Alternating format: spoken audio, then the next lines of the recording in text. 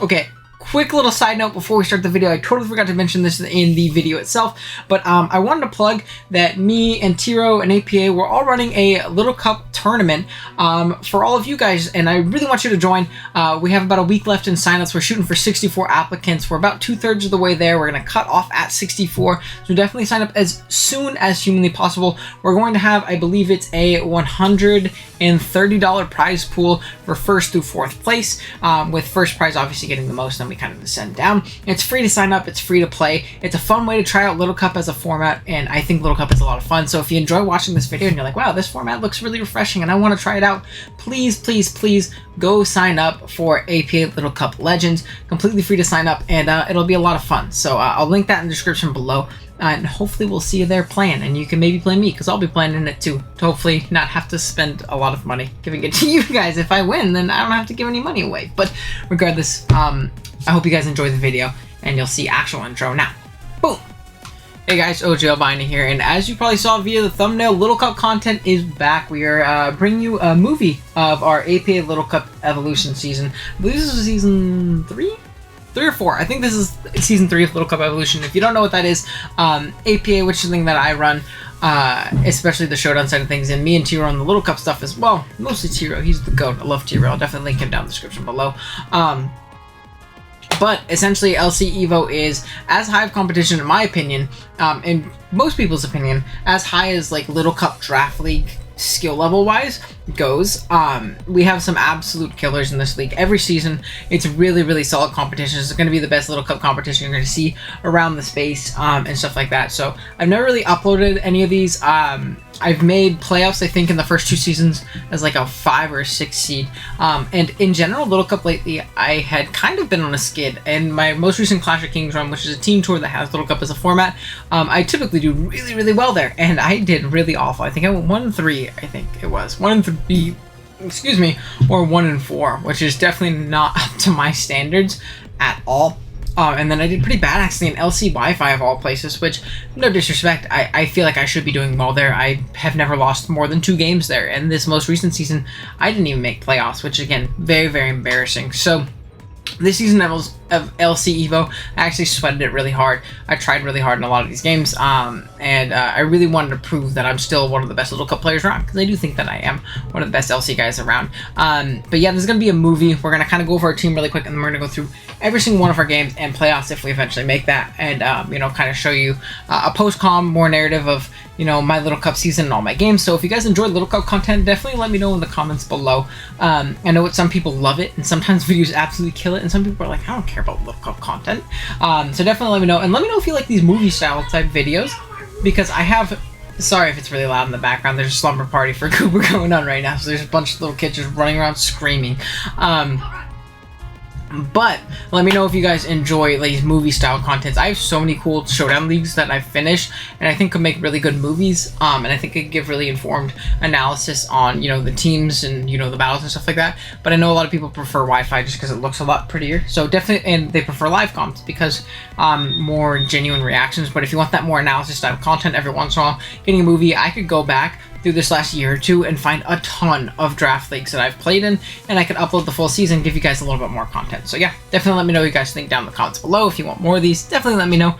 Yeah, let's jump into it. So going into the draft, I'm just going to go over this really quick, kind of go over what the Pokemon does, and we'll jump right into the team. Or week 1, I guess. Going into the draft, I had 6th or 7th pick overall. I don't remember exactly which one. Not the most ideal, to be completely honest, but definitely could make do with, you know, a point value like that. So we ended up grabbing Abra. I wanted to grab the best thing left on the board, and I felt like it was Abra at this point. I was kind of teetering between this and drafting Sun and getting Vulpix. But at the end of the day, I felt like Abra was a little bit more consistent. I've used Abra before in LC Wi-Fi Season 1, where I actually went undefeated in regular season, and it actually wasn't the biggest component of my team. I think Abra's good, but I think it's very overrated in the format.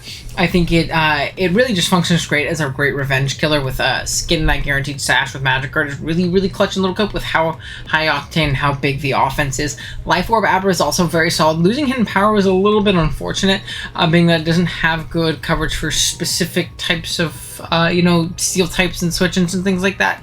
No focus splash like Big Zam, so gotta be careful around those. We do have Dazzling Gleam for most dark types though, which is definitely very, very clutch. Energy Balls coverage, we can Thunder Wave, Taunt, Encore things. Have a really, really great speed tier and hitting 19 speed at max speed, so that's very, very nice having that elite speed tier. But yeah, that's basically going to be Abra. I think it's a little bit overrated, but I think it's definitely a nice glue piece to getting a little bit like better low tier threats that can kind of function and, you know, do a lot of works, honestly. So let's go and jump to the next, which is going to be Pancham. Very, very solid fighting type. This Pokemon I haven't had the opportunity to use yet, but it really, really bullies a lot of those steals and those dark types that Abra doesn't appreciate, which is great. Very, very bulky naturally with Eviolite, and I do have to mention there is an item clause in most LC leagues, allowing you to only run 2 of each item, so no more than 2 Eviolites, Choice Scarfs, Life Orbs, whatever you're going to run, just because we don't want teams running 6 Evios or 6 Berry Juice and things like that, because those items are a little bit more over-centralizing in this format. I am definitely a big advocate of the item clause in Little Cup leagues. I've always implemented them, and I think they would get very stale and boring if not, so just something to keep in mind. Some weeks we might want to run, you know, Choice Scarf or Evio on 2 other mons and Pancham can't run it. Or, you know, Pancham needs to take up one of those Evio slots and it hurts another Pokemon. So there's something to keep in mind if you see, like, why am I only running 2, you know, Eviolites when Pancham would be great with an Eviolite opposed to a Life Orb this week. That's why. Or instead of a Berry Juice or something like that. So I really like Pancham. Has great coverage, Scrappy, allowing it to ignore Intimidate if those end up coming, or just let us throw off free Drain Punches, or Iron Fist to boost our Drain Punches and things like that, which is also very, very clutch. So Pancham's a very, very annoying, very naturally bulky mon with an Eviolite, and it hits like a truck and beats the things that Abra doesn't. Then we have Trubbish, best fighting check in the game. If my bulky Psychic isn't going to check physically offensive fighting types, I want to get the best physically offensive fighting type check in the game. That's going to be Trubbish. With Sticky Hole plus Berry Juice and Recycle, you have ridiculous recovery options. It gets Spikes to obviously Spike Stack, break Sturdies, which is amazing. Most of the time, 1 spike is going to be all you need, but that's still very solid. It can go physical, it can go special. Gunk Shot and Drain Punch are great, you know, coverage options overall. We also get Seed Bomb and Giga Drain, which is also really cool. I've seen Acid Spray sets do work. I believe it gets Rock Polish, I think. Rock Polish Trubbish is a really cool one. I think Kurt almost brought that version to me once, so who knows, maybe we'll bring Rock Polish Trubbish as well. But I love my bread and butter, Recycle, Spikes, Gunk Shot, Drain Punch kind of set. Really does just do an incredible amount of work and checks a lot of things our team won't appreciate, at least the rest of the members. Next up is going to be Hone Edge. I like having a good steel type, honestly, in this format. It's really hard to find a good steel type, but this is definitely one of them. Another fighting type pivot too, which is definitely very, very clutch. Struggles a little bit with those, what do you call it? Those, what do you call it? Oh my gosh, I'm absolutely blanking. Struggles a little bit with those offensive darks and things like that, but we have Pancham. There we go. Sorry about that. But it's still very, very solid, and it really bullies flying types, and having a good flying resist in Little Cup is very, very important. So this Pokemon pairs really, really well with Pancham. They both break things and switch into things that the other doesn't, which is clutch. Sorry about that brain fart. That was pretty bad. I kind of stumbled my words for like 5 minutes straight there.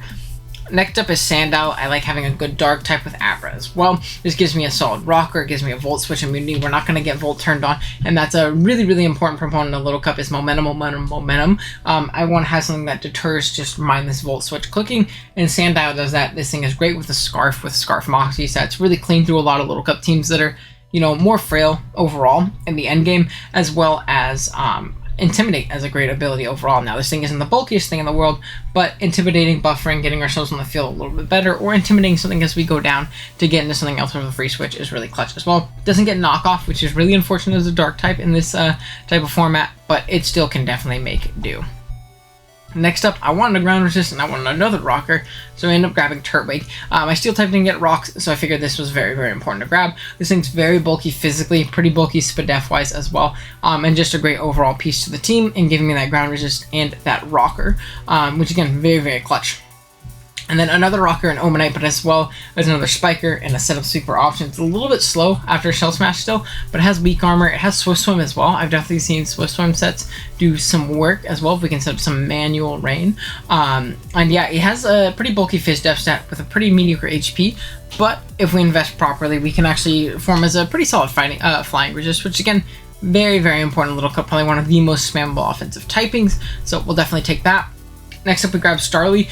Gave me a normal type, gave me a flying type, and gave me removal, which I didn't actually have up to this point. Removal is usually not too big of a deal in Little Cup, but I do think it's very important to get rid of webs if you're playing webs. And I wanted a defogger for webs because there's always going to be 2 or 3 webs teams that are going to be very, very scary and very, very annoying to deal with. So Starly's kind of just token defogger. It's not P-Dove, which is great because I've drafted P-Dove for this role twice, and I hate P-Dove. I drafted Starly one other time for this, and I like Starly. It has a Reckless, so obviously throwing off Reckless Brave Birds and things like that, where flying is such a good offensive typing, can be really clutch. So it's a great choice scarf in that sense too, with Final Gambit and U-Turn, things like that. So definitely like Starly. Grab the mascot, man. We're the Miami Bagon in the Little Cup, so I had to grab my boy. In all seriousness, he's absolutely adorable, but also absolutely really strong with 75 base attack plus sheer force, making it hit like an absolute truck on coverage moves like Fire Fang. There's not a lot of steel types and there's not a lot of fairy types in Little Cup, so I think having that sweeper dragon type is actually a really clutch option potentially to really do a lot of damage to a lot of teams. And if we can find the position to set it up with its mediocre bulk, we can sweep through a lot of teams with it. And I want to try my mascot, and I didn't really have anything else that fit in the slot, so we ended up going big on. And lastly, token tier 4 Pokemon that really sucks. It's gonna be Milcery, unfortunately. The reason I grabbed it is just to deter Dragon Spam versus me. If I play like a weird, like a Dino or something like that, I want to have an immunity. I don't want to get Scarf Outrage through, or Scarf Dracos just rained on me, Life Orb Dracos just rained on me with no repercussions. So we grab Milcery to maybe deter that. Probably not. If I was playing a Milcery as a fairy type, I'd probably bring like Mono Outrage. But, you know, it's definitely at least there, and it was better than everything else left in the tier. But yeah, I kind of ran through that really quick because I rambled a little bit at the beginning. And yeah, with that being said, let's go ahead and jump on into week 1. Alright, so week 1 we end up going up against TJ. TJ is someone I've played in Little Cup like a million times, and I think going into this game, our records were he's won 1 more of our matchups than I have won. We've played probably close to 7-8 times, something like that. It might have been 7. I don't know. I'll win 1, he'll win 1. I'll win 1, he'll win 1. So it'd be really cool to start off with a tub this week in week 1. He's a really scary Sun team. I'm not going to go over the team in particular, like the full matchup. I'll kind of just show you guys exactly what I brought, and then we'll hop right over to the battle and kind of go over that immediately. So you can see we have Focus Sash, Abra. We're just 4 attacks. Psychic, D-Gleam, Shadow Ball, Energy Ball. Has really good coverage versus his team. I don't think TJ has very good Psychic pivots or just Abra pivots in general, which a lot of teams don't. So if we can predict, click the right button, we'll be in a good spot. Especially if we can keep our Sash for the Scarfer, or potentially like a Bulbasaur with like knockoff, which would Oko or Abra, which is another reason why we have Sash. Just a good insurance policy versus Sun, or just a +2 Bulba in general. Then we have a Scarf Sandow. Speaking of that, if we can get rid of Sun especially, this Pokemon can kind of just click EQ or Crunch. If I'm remembering correctly, he really doesn't have good ground resist. He has a Bronzor that can pivot in on EQ, but obviously 1 straight Crunch and that thing's not going to appreciate it. We didn't really need more coverage outside of stabs. I have Fire Fang, just do a little bit more damage on the Sun if I really need to, I suppose. And then Sleep Talk if we can be ballsy and call Sleep Powder play from the Bulbasaur. But again, realistically, I'm going to be thinking Earthquake and maybe Crunch. That's about it. We have a pretty Spadef Trubbish. This is a really good Bulba check. It's a good Bulba pivot-ish, and it's a solid Vulpix pivot as well. With Recycle, we can keep ourselves healthy with our Sticky Hold, obviously. We can Gunk Shock and Seed Bomb pretty much everything. And then Spikes is good just for wearing down his team, breaking Sashes, breaking Sturdies, all that good stuff. And then we have another Spadef Pokemon in Turtwig. Giga Drain, Rocks, Synth, Earth Power. Just a solid rocker in this matchup, and it's also a very, very solid check to Drillbur, which is another thing he has on his team, which is going to be very, very important. In conjunction with Trubbish plus Turtwig, it's going to be really nice. Now, the fact that Drillbur exists kind of makes Spikes not as great, because Drillbur is so darn free on Trubbish. Now, obviously, we can get it with Seed Bombs, chip it down, be annoying, but we're not outspeeding a max speed Drillbur. We're not going for a tie or anything, and it can obviously spin pretty freely on us. We don't have a ghost types, so we're gonna have to be very careful about setting up Spikes. It kind of just loses a lot of momentum. A lot of the time, I'd rather just attack, but just something to keep in mind. But Turtwig is definitely a rocker that beats the spinner, which is really clutch. Having rocks up for Sun is going to be really, really important. Chipping down Vulpix if it's not Boots, wearing down or breaking a Sash on a potential weird, like, Sash growth Bulbaset, stuff like that. We also have an Eviolite Pancham. We're just bulk up 3 attacks. Does very, very solid in the matchup. He doesn't appreciate killing this Pokemon. You'll see this season throughout the season, but Pancham was a Pokemon that really surprised me on how good it really actually is. And then we have Omanite with Ancient Power, Shell Smash, Ice Beam, and Endure. Endure was just a cool way to guarantee proc our juice, maybe get another weak armor boost on something that's physical, stall out a turn of Sun, because at +2 he really doesn't appreciate Omanite in the slightest. So I figured that would actually be a cool tech option, but you know, we'll see. And next we can kind of just jump right into the battle. So you can see the 6 that TJ ended up bringing. It's going to be Drillbur, Bulba, Vulpix, Meowth, Bronzor, and Eevee. Now, things that are big threats to me, I'm kind of realizing going into it, which is weird because I've used Eevee before, but I'm really, really underprepared for Eevee, if you look at it in the grand scheme of things, especially with how offensive my Omanite is, and the fact that I'm kind of like a shell-smashing win-con type set. It is a little bit unfortunate how weak I am to the Eevee. Now, outside of, you know, Bronzor, though, my Omanite can 100% win the game with just Ancient Power plus Ice Beam. I just need to chip down that Bronzor, and something I can really think I can force damage on if I, you know, can get it to come in on my Abra. My Trubbish is kind of wall by it as well, which is unfortunate, but I think a lot of the time he's going to go for the more offensive pivot in Drillbur because it gains him more ground and momentum, especially if you can catch my Turtwig with a Poison Jab here or there, get up his own rocks, things like that, maybe get a smart double into his Bulbasaur. He just forces more progress with that Drillbur play, so I don't think my Trubbish is going to force it in as much, but you know, that's obviously really nice. And then maybe my Sandow will force it in on a crunch or something like that.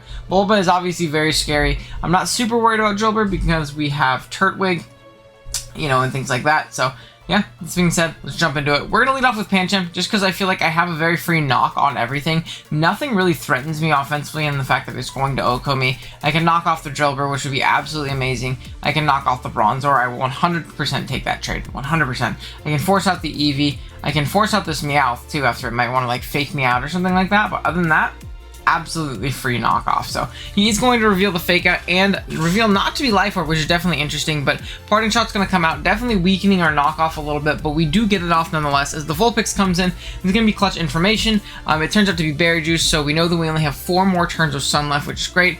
I'm going to make the pivot play into Trubbish as he ends up going for the Covet, which is fair, trying to steal an item, being that he lost an item. However, I don't really have to worry about that because my Sticky holds, so we're going to be able to avoid that altogether. We are going to get burned, which is definitely unfortunate. A Spike is going to come out here, but again, the Drillbur does have the opportunity to come in and pretty darn freely spin that away, as I am going to make a double into my Abra, being able to throw off a big energy ball and knock out the Drillbur. And this is amazing. The fact that he didn't scout for it and go into Bronzor, which is fair, because I guess I could have just Shadow Balled the Bronzor and stuff like that. This is absolutely amazing. I was okay with him being Scarf because I am Sash. There's nothing he can do to OHKO me, obviously. If he wants to spin, I want to punish that, and I want to get rid of that Drillbur.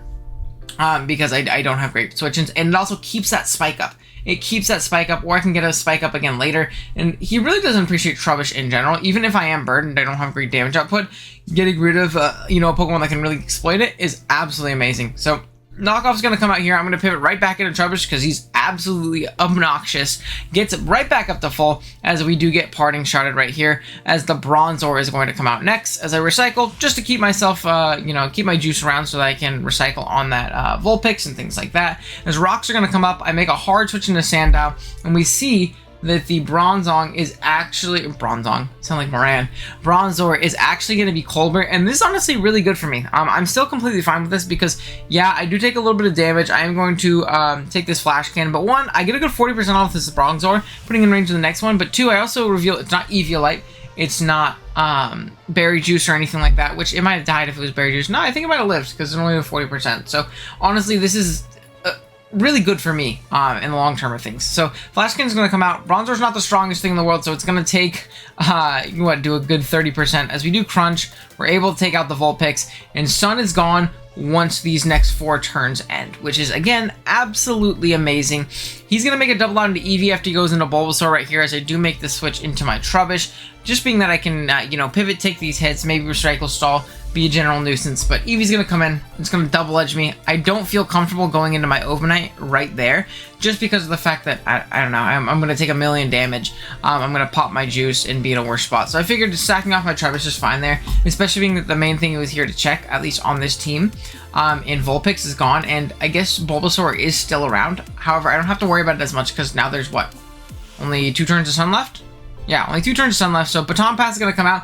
That's also really good information. I know that Eevee isn't Scarf now, which is going to be really clutch for this endgame, as Bulbasaur is going to come out as I just throw off an Ancient Power. I have no reason to do otherwise, as Bulbasaur is going to just be able to throw off a Giga Drain. I believe I go into Turtwig because I just don't really see the usefulness in it at this point, just because of the fact that, the Drillbur's gone, and I know for a fact I can live a Giga Drain into a Sludge Bomb if it's not Life Orb, and if it's Life Orb, oh well. And then get up my Rocks, which is, again, super clutch. Abra's going to be able to come out here. I'm just going to be able to Psychic into Shadow Ball and take out this Bronzor. Again, absolutely amazing. I believe the next is just Meowth, and being that I don't have Protect on this thing, it's a little bit unfortunate because I am going to have to pivot out, but I do have Omanite to do so. Now, I do kind of wish maybe I should have sacked Pancham, but I feel like Pancham, I'm going to stand by that play. I feel like this play was fine because while I could have positioned this Omanite to win, I don't know if this thing has Seed Bomb. I think it gets Seed Bomb like regular Meowth. I could be tripping. But regardless, I feel like having Pancham in the back, which realistically can beat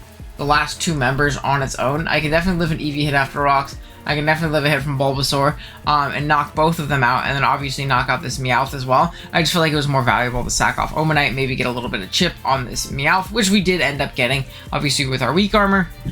But at the end of the day, it kind of just puts everything in range of Sandow, which Sandow can come in, click EQ, and kind of win the game from here. I believe Quick Attack was a roll from this range, but he did not get it. We're able to knock out the Eevee, get to +2, and obviously the Bulbasaur is going to die as well right here. So we're able to take a week 1 dub. Definitely a very, very close game. I feel like we prepped and played this game very well. I feel like we got all of our kind of like 50-50 reads right and stuff like that. DJ made a couple good doubles, but I feel like we made a pretty solid one to Abra at that early point in the game. I think once he lost his Drillbur, the game was a lot tougher for him, being that hazards were staying up indefinitely, which again, very, very clutch. And I didn't have great long-term answers to Drillbur if it did have coverage for my Turtwig, or he ended up getting that knocked off, or made a couple aggressive doubles into Bulbasaur, because over the course of the game, Bulbasaur could have definitely overwhelmed me. But that's going to be week 1. Let's jump to week 2. Alright, week 2 rolls around and we're going up against Granky. Granky's a really cool dude. I think this is actually his first season playing Evo. Not because, like, this is the first season he was ready for. I believe we tried to get Granky to play Evo, like, multiple times. But he liked to play a little bit more casually, so he played in the regular standard league and stuff like that. But we finally got him to play, and I don't know if he won week 1, but I know he did very good this season overall. So we definitely had a very, very solid little player on our hands. And, you know, a pretty scary matchup as well. Now, Granky had some pretty big threats like Magnemite and Timber. I think those two together are very, very annoying. Magnemite really kind of bullying a lot of things that Timber doesn't appreciate, and vice versa, which is definitely very, very obnoxious. He also has an Alolan Bullpix, which, looking back at it, my team is very, very Ice Weak, at least especially Ice Weak, like, you know, Ice Beams and Blizzards do not tickle against my team. So we're going to have to be very, very careful about that. I definitely don't appreciate that Pokemon at all. But I think we definitely have a pretty cool team. Starting off with our mascot, Bagon. We're rocking out with Dragon Claw, Fire Fang, Dragon Dance, and Protect. With Berry Juice. Yeah, it's just a very solid win con if we can, you know, stay in a range of like potential Ice Shards from Vulpix and Mach Punches from Timbers and things like that. We actually can find pretty decent opportunities to set up. We're Fire Fang to hit something like Cottony, which he does have on his team as well as the Magnemite. So actually very solid coverage. Now we obviously are Sheer Force, so we can't flinch or burn, but we're going to be doing a lot more damage, which is great. We're rocking out with Life Orb Abra. We are Psychic, Knockoff, Protect, and Shadow Ball. I don't particularly remember why we Protect with Life Orb, but I do know for a fact that this Pokemon is very good in this matchup in general. If we can catch the Magnemite with a knockoff, Psychic is a pretty easy to hit KO with Life Orb if it is just, what do you call it, Berry Juice, like offensive mag, which is definitely something very interesting. Shadow Ball's just good coverage as well. I forget exactly what he had in his team, but something resisted Psychic.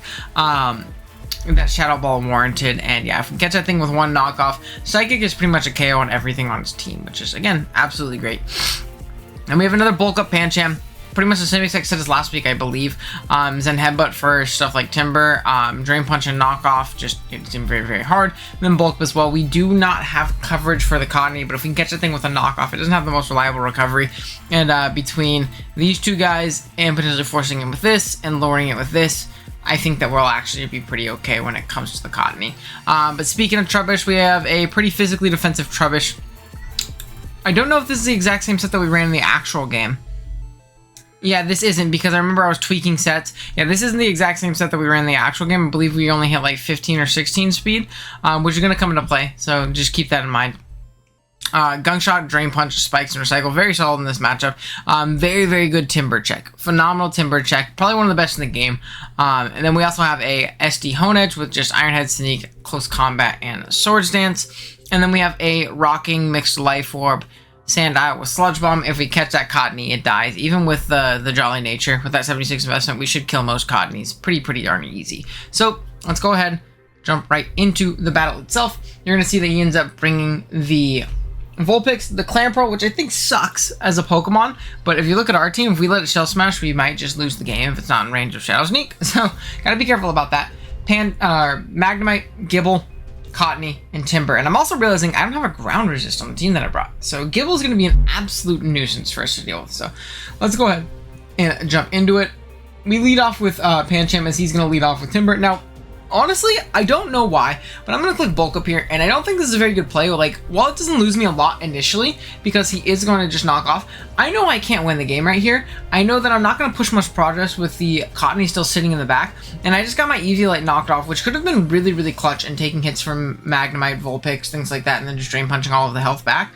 I don't think I need to lose my Eviolite here, because I'm just going to throw off his Zen Headbutt as he switches into Cottony anyways. I have the best Trubbish check in the, Timber Check in the game, or one of them, that I can really go just hard into and set up a spike and just be really annoying, permanently break that Magnemite Sash. There is no defog outside of Cottony, which my Spiker, again, just absolutely bullies. So I really think that I should have made that Trubbish play, and I feel like it was just a little bit greedy to set up turn 1 for no apparent reason when I know I can't win. Now, this isn't a 2-hit KO. I'm going to switch out as Ranky elects to Encore, so it's nice to at least get a free switch into our Hone Edge. As I do throw off an Iron Head for a clean 50% on this Gibble right here, which is actually really clutch. And I'm going to be able to go into Sandow right here and definitely take one. This tells me that it's likely not EVO. I don't know if that was EVO damage, to be completely honest, but regardless, I think that Sandow is going to be my play. I'm going to try and get up my rocks. I think if he's Scarf, he obviously 2-hit KOs me and kills me, but if not, he's definitely going to pivot out right here into something like the Timber, and I'd rather get my rocks up to permanently, again, break that Magnemite Sash, and I would like to hazard stack this game, get up as many spikes and rocks as I can, and really chip things down in range of Hone Edge, and potentially Abra and things like that. So we're just going to get up our rocks right here as he does make the pivot out into Timber. This is fine. I go into Pancham again. I don't know why I went out into Pancham. I have a Trubbish in the back. I don't know why I was like hyper focused on Pancham beats Timber, super effectives and headbutt button, but definitely not a very good play by me. But regardless, he's going to make a double out into the Clamperl, and I think it's in my best interest to knock this thing off, get rid of its Deep Sea Tooth, because I don't think I can actually OHKO it with a Drain Punch. And because of that, I don't want to let it set up for free, still have its Deep Sea Tooth, and potentially just lose the game, depending on how bulky he is. As he is just going to throw off a Surf, I'm going to stay and try and Drain Punch again. Our Drain Punch this turn afterwards. Now, he obviously just 2-hit KOs me with Surf, but I feel like I couldn't make the risky play and pivot out. 1, I don't have a Water Resist, and 2, I don't want to let this thing set up, because it's faster than everything on my team. And as you're going to see, Hone Edge actually does not 2-hit KO, or OHKO. Even with a crit, we did not OHKO right there. And he's going to get a big Surf off with a crit of his own, so I guess that's just kind of a little bit of justice right there for sure. I am going to sneak again, as he does save the Clamperl for a sack. It obviously does die to rocks, but if he's defog Cottony, he can get rid of that. But realistically, it's probably save it for a sack and then get into the Gibble, get a little bit better offensive positioning. But at the end of the day, it just gave me a good trip on Gibble, because now I get to just come in and click Earthquake as the Clamperl is going to be sacked right there. This is unfortunate. I finally decide to go into my Trubbish, which I don't know why I wasn't doing before, but we get a very free Gunk Shot right here, and we can just knock out this Gibble, and that's amazing, because again, I did not have switch into that thing at all. Out comes Vulpix, and this is definitely very scary. I'm going to go Sandow and basically just sack it off. Again, very scary, but we're going to see that this thing is not Scarf. It's going to take some Life Orb Chip, which is really good information to know, and then I'm going to be able to throw off a Psychic right here for free with rocks up. I'm not super worried about the Magnemite coming in, as we see that does 50%, so that's a 2-hit KO potentially, if he's not like recycling things like that. And with the Spadef drop, we did about 70. He's going to recycle right there. I realized, why am I clicking Psychic and not Shadow Ball? So I click Shadow Ball for a clean 85 as he Volt switches out this turn, does a lot, and out comes the Vulpix, and I cannot tell you, I physically cannot tell you why I didn't think of Ice Shard. This is Little Cup. everything runs priority, especially when you have something frail physically like Abra. Even a special attacker like Vulpix, it's probably going to have Ice Shard just to pick me off when I'm weakened or if I'm at my sash or something like that. It's really a great brain. But I just didn't think of it. I was like, word, I think he's just like admitting defeat. I think I win right here. Because if you look at the rest of his team, everything gets O-code by Abra. The entire team gets O-code by Abra. I'm out of range of Mach Punch as well. It dies to a Life Orb Psychic. Regardless of how bulky the Timber is, it does not take a Life Orb Psychic. So I'm just going to stay in and get picked off by Ice Shard and absolutely throw this endgame away. As you can hear me yelling, I'm dumb as fuck, because I was very upset with myself, as I am going to go Trubbish right here. I'm going to Gunk Shot on the Cottony coming in, be able to knock that thing out. Out comes the Vulpix once again, but this thing is just going to knock me out with a Life Orb Blizzard at this point, and there's absolutely nothing I can do. So me sacking off my Abra was really, really unfortunate, but realistically at the end of the day, I don't know if I could have beaten the Vulpix. Yeah, I don't know if I could have beaten the Vulpix, being that I let my Abra take that Volt Switch. So I guess it was dumb of me not to scout, but I don't know what I did otherwise, if that makes any sense. Like, I still think I lost in general, because my Trubbish was in range, I was pretty Fizz Def, I wasn't max speed, so that wasn't a speed tie. So realistically, it's just kind of poor prep and poor endgame, like, foresight by me. I didn't look ahead and see, like, I kind of lose to Ice Shard Vulpix if I take this Volt Switch, but again, I just didn't think of it. So you live and you learn. We drop week 2, but, you know, we won week 1, so we're at even 1-1, and there's plenty of season left to play. So let's go ahead and jump on to week 3. Week 3, we end up going up against my good buddy Ollie, who had an absolute come up in Little Cup in the most recent Clash of Kings season. Went from being, honestly, I feel like it'd be okay with me saying this, a pretty mediocre Little Cup player, not very great at it, to just absolutely popping off in Clash. Really, really upping his stock in this format. He absolutely killed it and definitely 100% earned his Evo spot. Yeah, he beat me in Clash, actually. I believe he cheesed me a little bit in Clash, but he won nonetheless. So really, really big come up, and I'm excited to play him again. I want my revenge after him beating me in Clash in my not so stellar season. That's kind of like the whole point of this season. I probably said it when we went over the team, but you know, I didn't do very good in Clash, and I'd always done really good in Clash, and it kind of hurt my pride a little bit, wounded me. So I really want to do good this LC Evo season. Ollie has a really scary team. He has things like Webs, Corefish, which is something we had in LC Wi-Fi one time where, you know, we had great success with it, and a lot of other pretty scary threats. Let's go ahead and go over it though. The team that we have, at least. We're rocking out with Heavy Duty Boots Abra. Now, I know that's weird, because we're Magic Guard, but it's really just there for Sticky Webs. Sticky Webs are really, really annoying versus our team. We only have one defogger, and we're not bringing it. And Abra is a Pokemon I don't want getting slowed down by Webs. I think it's very important having this thing at max speed and having it be very solid speed control, not speeding everything. We're Psychic, Knockoff, Energy Ball, Shadow Ball. Knockoff is for the Alolan Grimer that can potentially switch in on us. Energy Ball is a great way to really OHKO a lot of core fishes, things like that. Psychic is just great general stab, and then Shadow Ball is for the Natu that he has on his team as well. So Boots is going to be great in kind of avoiding that Webs. And then we have Berry Juice, Sticky Hold, Special Trubbish. We're actually pretty darn Spadef. This thing takes on Cutiefly very decently. It does have Psychic, but we are very, very Spadef on this thing, so not the biggest deal in the world, in all honesty. Giga Drain is also a great way to hit the Core Fish super effectively. Now, we're not the strongest on our special side, but we're not on our physical side either, so not the biggest deal in the world. Then Recycle and Spikes, typical Trubbish type beat. We do have to be careful about the Natu setting up Spikes. We're going to want to catch that thing with the Sludge Bomb first. Then we have a Fizz Def Turtwig. This is going to be our core fish check. It does have X-Scissor, but if we can, you know, stay healthy enough, we'll definitely live hits from that. We can Giga Drain, Stealth Rock, Synthesis, Earth Power. Again, absolutely walled by Natu, and I think we're a little bit Natu weak in general.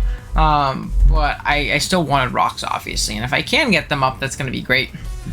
Then we have a Choice Scarf Sandow again, Moxie with Earthquake, Crunch, Rock Slide, and Thief. Thief is in case we get knocked off by something like a Alolan Grimer, because looking at my team, I don't have a Alolan Grimer switch-ins, really.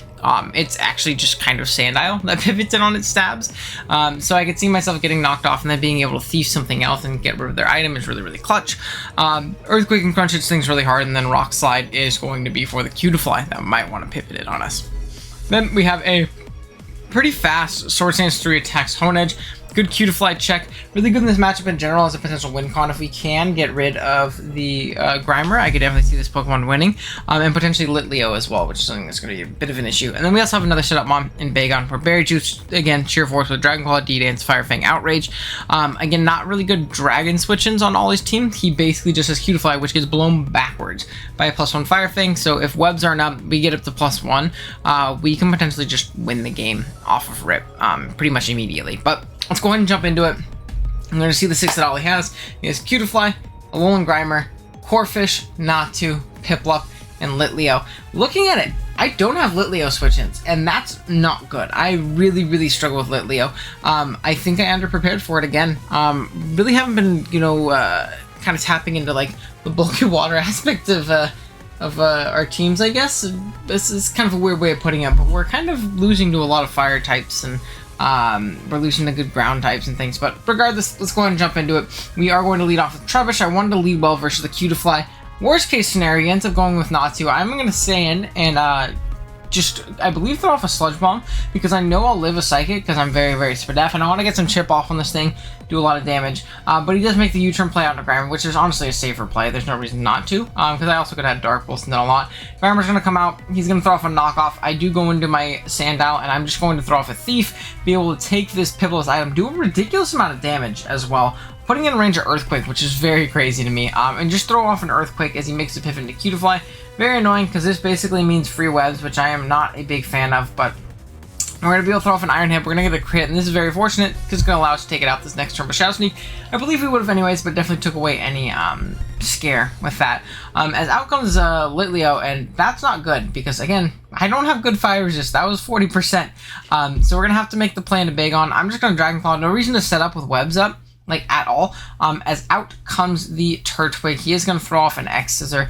This is a really tough play because I don't really have a great opportunity to get up my rocks. So I'm going to make the double into Abra, which is going to allow me to throw off a pretty free knockoff. Again, I'm not forcing much progress because this Alolan Grimer is so annoying for our team. But regardless, I am going to be able to at least knock off its item, which is, again, really clutch, which it was, what is it? Was it Berry Juice? It was Berry Juice. So I'm going to throw off a Rock Slide here, maybe a little bit over aggressive. If I would have just Earthquaked, I would have claimed a kill on this Corphish, and I had to sack this thing off, but realistically I was essentially dead anyway, so not the biggest deal in the world, as I am going to make the play out into Bagon. I know I do live a Crabhammer or an X-Scissor or anything like that from this range. Crabhammer actually did more than X-Scissor because of adaptability, but we're going to get back up to full, which gives us good positioning, knock out that thing as well. Out comes the Q to fly. He's going to make a double into Grimer on my Trubbish. This sucks, but, not much I can do, really. I believe, I just sack off Turtwig because look at its utility at this point. There's really nothing it can do. I kind of wish I was staying right there, but I can kind of just throw off Synthesis over and over again and try and stall this thing out. We know that it's not Life Orb or anything like that. We do live Heat Waves, but unfortunately it gets the burn, and that is going to put us in range of another really high roll Heat Wave right there, which again, unfortunate, but out comes my Bagon, and I make a really bad overplay. I'm a little tilted after that burn, you could probably tell knowing me. And I make a Fire Fang play expecting the Q to fly, but realistically he didn't have a reason to make that play because he lived a Dragon Claw from there. Maybe I just should have thrown off an Outrage. I would have probably been in a better spot. Or maybe I just should have gone into my Hone Edge and kept health on this, because this is my way of not losing to Litleo. And you're going to see I'm going to lose to Litleo. So that's really unfortunate. We're going to make the play out into Abra, throw off a Shadow Ball. For what? Couldn't tell you. We can go into Trubbish and actually potentially beat this thing pretty easily 1v1 because of the fact that we can Berry Juice Recycle and it doesn't have any recovery anymore. We're going to throw off a Sludge Bomb, get it off on the Natu, which is again great. Out comes Hone Edge right here. I believe it's just gonna, it's just gonna roost in my face. Again, very unfortunate, but not the biggest deal in the world. Heat Wave is gonna pop, do a lot of damage. We just Iron Head right here. Bring it down to 10%, and then he's going to make the play out into Litleo. If only I had CC, I do call it and just go for another Iron Head expecting him to switch, but at this point the game's a wrap, just because of the fact that Moxie's going to pop. This thing is going to be Scarf Flare Blitz. You're going to see it's going to take out my Abra. Very unfortunate, but yeah, I mean, I don't think I could have won regardless though, because that would have broken my Sash on my on my, what do you call it, my Abra, even if I was Sash. So regardless, we did kind of just end up losing that game. Scarflet Leo was a great bring. I didn't have great, very reliable fire resist, and I saw that in prep, and that in conjunction with webs, it just was not a good time for me. So unfortunately, we're gonna drop that game. I definitely overplayed it a few points on getting tilted and stuff like that. So we're 1-2 to start the season, which really sucks because I was like, this is my comeback season. I'm doing it this season. Hasn't been the case so far for sure, but I still do think that we have a really, really solid draft, and we just have to kind of tighten up and pull shit together. So hopefully we'll do that in week 4. Let's go and jump into that. Alright, it was time for a bounce back week. In week 4, we played Noe Metagross, another very solid World Cup player, someone who absolutely smashed me when I played him in Clash, going back to back on people who beat me up in my bad Clash season. But hopefully we can grab a dub against him. Remember how I was talking about how, like, ice types, I'm not very good against, especially attacking ice types, things like that. I'm playing Hail this week. Immediately after playing Vulpix 2 weeks ago, I get to play Hail now. And I'm not looking forward to playing Snover plus Alola Shrew, sorry, absolutely ripped me. I also played Ponyta Galar, which is another very scary Pokemon. And there's a lot of really big issues on Noe's team for us, but I think we definitely have the team to get it done. So go over the team really quick. We have a Life Orb, Magic Guard, Abra. We have Fire Punch for the Snover, then Psychic Shadow Ball, Dazzling Gleam hits really the entire team. Realistically, if Abra comes in and it is faster than something, we will kill something. Basically, it's guaranteed in my mind. Next up, we have a pretty spadef Trubbish. It switches in that checks the Snover very, very well, which is obviously very solid. Gunk Shot, Drain, Spikes, Recycle. Very, very typical. We're running the same Trubbish every week, but it's so damn good at what it does. We have a pretty physically defensive Honedge as well. Shadow Claw, Close Combat, Shadow Sneak, and Swords Dance. This is going to be a good pivot into Pony. Close Combat hits the Alola Shrew really hard too, which is something we also can always take a hit from, which is, again, really, really nice. Close Combat will nuke that thing. Shadow Sneak priority is always good when you're playing, fast weather offense and things like that. Then we have a Berry Juice, Shell Smash, Omanite, which is really, really solid in this matchup. If we find the opportunity to get that Shell Smash off, we really can just find an opportunity to win. And then we have a bulk up, sub bulk up Pancham. So we're not rocking with a third coverage move. We're just Drain Punch knockoff. If we can chip down that coughing and we can get a bulk up off and kind of get behind a sub, force switch on those ice types, things like that. If we get behind a sub, we can pretty much claim a KO +1 every single time with a little bit of chip on that coughing. And even then, coughing doesn't appreciate taking a +1 knock it off. It's Berry Juice or it's Evo, and it's really just fodder at that point. It's not very good as a long-term check. So very solid win con Pancham. And then we have a Life Form, 3 attacks, Rock, Sandile. I didn't think Scarf was very good. There's a lot of Ice Shard, there's Hail, but offensively, Sandile is still very, very good. And if it's, I'm really expecting like a physical Pony opposed to a special one, just because it wants to hit Honedge. Actually, I think it gets Mystical Fire though, so maybe special still counts. But if it's physical, we'll definitely take a hit from it with Intimidate, be able to knock it out with Crunch. We can also bluff early game Scarf before we actually, take an attack, which is really clutch as well. And yeah, it's really just here to get up rocks, be annoying, and potentially claim a KO on something if we're out of range Ice Shard from the Snover, which we should be as long as we're decently healthy if it's a special attacking Snover. So pretty clutch there. Let's go and jump into it. You can see the 6 that Noah ended up bringing. It's going to be Pony, Goldeen, the Sandshrew, Snover, Coughing, and Fletchinder. Now, biggest threats, obviously, to me, I think that Sandshrew is a very, very big issue. I really struggle with Sandshrew over the course of the game, as well as Snover. Snover can kind of throw out Blizzards and really do me dirty. Blizzard plus Ice Shard is very tough for me to deal with over the course of the game, and then Pony is very scary as well if we don't have a way of just absolutely revenging that thing. So we're going to have to be very careful. Let's go ahead and jump into it. We also do have to keep in mind, while I slow this down, we have to keep in mind of Gale Wings from the Fletchinder. Obviously revenging our Abra, even though we're faster. So again, more just tiny things to keep in mind. We're gonna lead off with our Trubbish Release Pony. I'm gonna make the immediate pivot into my Honedge. I know we can always take 2 hits, which is great. And I'm gonna throw off, I believe, a Shadow Claw as Fletchling comes in. Obviously being a normal type instead of a fire type yet, but I do still have my Omanite to switch in immediately. Only unfortunate thing is in comes Goldeen, and I kind of realize I don't have good Goldeen pivots either. Story of my season, I just don't have switch-ins to anything apparently. So I know I could take a hit from this thing, so I am just going to elect to kind of attack it, get off some chip, because chipping this thing is going to be really, really important throughout the course of the game, as it actually goes for a knockoff into a Scale Shot, and I had No idea that Goldeen got skill shot, and this is tough because this makes it to where my Abra can't come in and just like immediately revenge this thing. So not a big fan of that, but you know, it happens. We do lose our flying resist at that point too, which is very, very bad. I am gonna go for a drain punch here. I didn't feel like I could go for a knockoff. I felt like it would have been a little bit too risky of a play, to be completely honest, because I didn't want to not kill that thing and then instead of like a swords dance or something like that, and me be in a really, really bad spot. So we're just going to drain punch on the coughing. I'm going to make the pivot on Abra. I don't need health on this thing. As long as I stay at a range of like an ice shard from a, you know, a non-vested Snover, which I'm kind of expecting, I think I should be fine where I'm at. So I am going to make the pivot in Abra. It actually goes for Will-O-Wisp, which is great because it's just a free switch in at this point. I'm going to make a prediction and go hard for a Shadow Ball. I don't think that he can give me his coughing at this point because of how good Pancham still really is, or how good Sandow is. It's also a very solid Sandow pivot, especially because it still has his item. I think it's just in my best interest to throw off a Shadow Ball, catch the potentially aggressive pony coming in, or do a ton of damage to that thing with a Shadow Ball. It's not like it O-code me anyways, even if it had Shadow Ball, which coughing does get. I felt comfortable making the aggressive read on the pony coming in, as it actually gets crit. I don't know if that matters. It kind of depends on Noe's spread or his item. We were a Life Orb Abra, which is a very strong Pokemon, and if it wasn't Evo, I think that killed. I don't remember his item though off the top of my head. He didn't yell in the chat, so maybe it didn't matter. But out comes Fletchling. I'm gonna make the pivot out as he actually goes for a Swords Dance. Incredibly aggressive play, but good play nonetheless. We do live a Flame Charge here though, which is very, very nice, as I do get off a big close combat, popping this thing's juice, which isn't good at all, as it's going to Flame Charge up again, get up to +2, +2.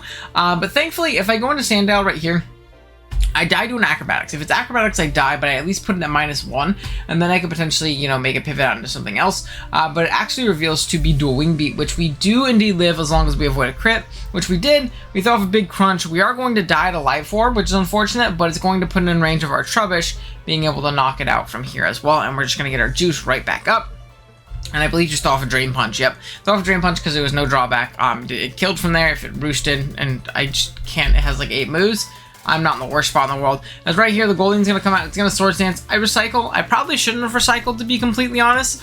This thing coming in kind of screamed it with Swords Dance. It was probably in my best interest just to Gunk Shot it and do as much damage as possible. But the recycle's going to pop. Knockoff comes out, and it crits me. And it might not have... It definitely don't think it killed, too, if I still had no item. I don't know if that crit mattered, to be completely honest, but regardless, was a dumb play for me to recycle in that instance. So we're going to be able to go into Abra here, though, and just throw off a Psychic, completely knock out this Goldeen. And we're in a pretty tough spot, but there's still an endgame. We'll kind of explain it when you get there. Obviously, Snover comes out. I can't make the hard Pancham play, as we're going to see. We throw off a big Fire Punch. I knew I didn't die to any Scarf hit unless it was physical on this Snover. As you're going to see, it does end up throwing off a Blizzard. It's going to bring us down to our Pretend Focus Sash. As Ice Shard is going to pick us off. That's fair. I figured as much would happen. And we're going to make the play into Pancham right here, and we're going to bulk up right here, because I know that as long as I don't get frozen, I'll be able to get pretty darn healthy after I get a bulk up and a Drain Punch off. And getting this bulk up off is very, very important, because I don't think I can really set it up on the coughing, which is going to be really clutch. And my play at this point, if you look up, I don't know the Snover's item yet. I think that was actually the first time it hit the field. Yeah, that was the first time I hit the field. Right here, it says 1 turn of Hail remaining, right? 1 to 4. So if it's Icy Rock, there is, what, 4 turns of Hail remaining. If it is, or 3 turns once this comes in. No, 4 turns.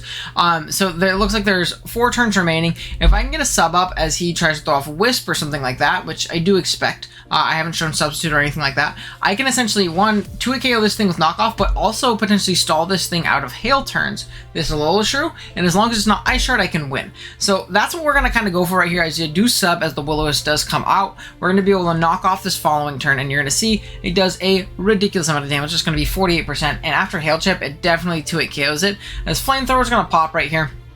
And only 2 more turns left of Hail, which is really clutch, because that means 1 more sub and a Drain Punch from here is going to allow me to take out this coughing. Again, very, very clutch. And not only do we win if he doesn't have Shard. Shard is a roll depending on his item. I don't think he kills me if he's not Life Orb, which is really clutch. But assuming he's not Shard, which he might not be in the sense that he doesn't really need it if he's Icy Rock, I feel like you wouldn't really tech on the Ice Shard, especially when you have Ice Shard in the back on the Snover. So provided he doesn't have that, I guarantee win this game with Pancham. I am creeping max speed Sandshrew, as we do outspeed it, we do kill it, knock it out, and we take home a very, very close 1-0 victory against Noe. I think we actually positioned this game very, very well.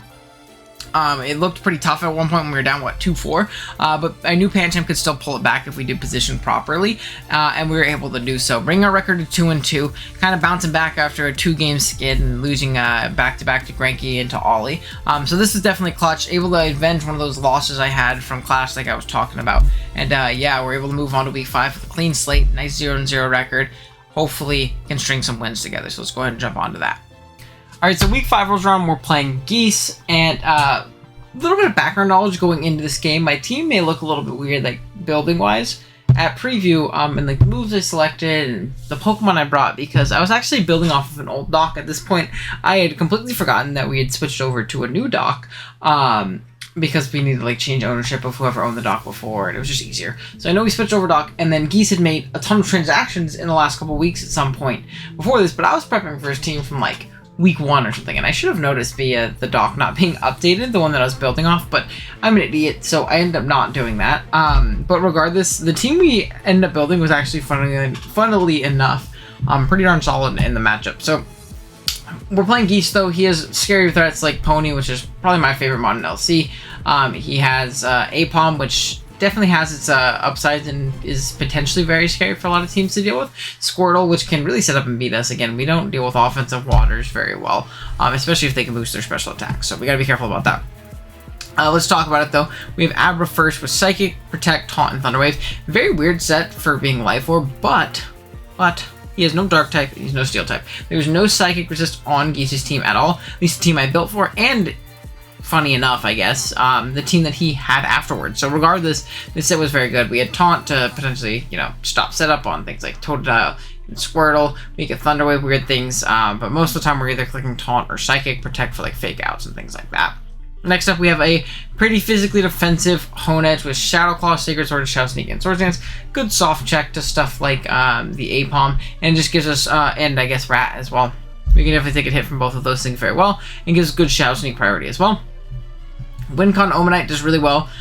Stabs plus Ice Beam hit our opponent's team really, really hard. If we get up a Shell Smash, we can really kind of just win the game. Then we have a bulk up 3 attacks with Thunder Punch, Facade, Drain Punch. Pancham, Eviolite, solid check to really a lot on this team. I'm Facade because I feel like I am likely to get burned by something like Pony. And +1 Facade kind of rips through everything that Geese has, so that's also very nice. We have a Scarf, Moxie, Sandow, has Rocks, Tech Dom, but most of the time Crunch and EQ are going to be our moves of choice. Very solid in an endgame. And then we're actually DD, Outrage, Fire Fang, Protect big on. I don't remember if he had a Fairy or why I have Fire Fang, but I know the team that Geese ends up bringing doesn't have a Dragon Resist. So let's go ahead and jump into it. Boom, you can see the team that he brought. Squirtle, Pony, why am I forgetting his name? Phanpy, Apom, Totodile, and Rattata. It's going to be a very offensive game. I can see via both of our teams. We have one pivot, pretty much, and then everything else is just button, button, button. So let's go ahead and jump into it. He's going to lead off with Totodile, so I'm going to lead Pancham. I am Iron Fist, really offensive Pancham, so I thought a big Thunder Punch he throws off a Waterfall. Thankfully, an Aqua Jet doesn't take me out, but being that I got taken out to the Life Orb, doesn't really matter, because my Pancham is so low, it doesn't do much otherwise, so I'm actually just going to end up sacking it off to this Apom right here, giving me free switch initiative into my Bagon. I know I'll live any one hit because he's not Life Orb, and I can get a free DD off, and potentially claim 2 or 3 kills here, and I feel like this will put me in a really good offensive position at this point. So he's going to give me the Apom, and then he's going to go into Rat, which is going to allow him to protect, probably proc his Flame Orb, and get the 2-turn Confusion, which is unfortunate. A crit Quick Attack is going to do a lot, and this is unfortunate because I think that actually did guarantee put us in range of Phanpy. Ice Shard, again, very, very unfortunate, but not the biggest deal in the world, to be completely honest. So I'm just going to throw off a Psychic on this Phanpy. It doesn't have Sturdy, and we Oko Phanpy very, very easily, which is great. Down it goes. Out comes this Pony. We're going to lose the Speed Tie, take a high horsepower to the face, but at this point, we're pretty free to just click Earthquake. If we kill this thing, then we can kill like an offensive Squirtle as well, which is really clutch, or at least put in range of Sneak. Unfortunately, he's going to whisk me. I'm going to take this opportunity to pivot out into Omanite, just because of the fact that I really, really do not want to be in on that Squirtle with my Sandow, because then I can allow it a free smash, and instead I can kind of flip this on this being my own free smash and kind of being able to win the game from here, which again, very, very clutch, because even if this Squirtle is, like Eviolite, which it is, which allowed it to live that pretty darn easy, we can, pick it off with Shadow Sneak in the next turn, but we actually outspeed, knock it out with Surf, and we are going to take home a nice 3-0 dub. Very, very fast game. What, 4-minute recording with this plus Team Builder? incredibly fast game and incredibly offensive. I think that Bagon put in a ton of work, an absolute ton, put in a lot of offensive pressure initially, was able to take down 2 Mons and kind of let us win that sack game a little bit easier. So that's going to be week 5. It's 2 wins in a row. We're kind of starting to snowball back, get back into form after that 2-game skid, and hopefully we can keep it going in week 6. All right, week 6 rolls around, and we're going up against our good buddy, Mr. T. Rowe Price, our co-commissioner, absolute LC GOAT, and he's got some big threats on his team. As I'm realizing, I'm not showing the team builder, so let's do that first. As you probably saw on the screen, he had things like Bumblebee and Piggypeck and Farfetch, all Pokemon I don't switch into, and especially under webs, it's really tough for me, and I didn't feel comfortable like I did versus Ollie. And, I mean, even if I felt comfortable versus Ollie, we ended up losing because webs kind of smashed us. I didn't feel comfortable just bringing boots on the Mons. I wanted to be fast. I wanted to have removal in this game. So we'll kind of touch on to what we brought. We brought a sub 3 attacks Abra. I didn't think that Sash was really worth it. And realistically, if we can force a switch, get up a sub, we can pretty much claim a KO on everything on Ollie's team. Ollie. I said his name now. I'm thinking Ollie. On T-Rowe's team, which is very clutch. There's a scout for Scarfers as well, if a Scarfer wants to come in, or if, what do you call it? Diggersby, or Bumblebee, wants to pick us off with a quick attack from behind us up. Obviously, we can avoid that and just knock it out with Psychic, which is great. Then we have Sandow rocking out with a Choice Scarf and Moxie ability, Earthquake, Crunch, Rockside, Firefang. Typical Sandow.exe that we've brought all season. Does lots of damage, is really good. Especially if we click the right button, it's going to do a lot of damage to something. We have a pretty Fizz-Def Trubbish, max speed, but lots of Fizz-Def. We are special. Giga Drain does a lot to Onyx. Sludge Bomb kind of does a lot of damage to everything else, which is, again, really clutch. This thing, Fizz-Def-wise, is very solid in this matchup, checking not only Farfetch, but also things like Piggypeck to an extent. So, again, very clutch. Hone Edge, pretty Fizz-Def. This is going to be our picky, is it going to be a picky pivot? Now, if it's like Life Orb, it just 2-hit KOs us with, like, Life Orb knockoff into knockoff very easily. But if it's Scarf, which I don't expect it to be, we'll at least have a pivot into its moves if it wants to lock something disadvantageous.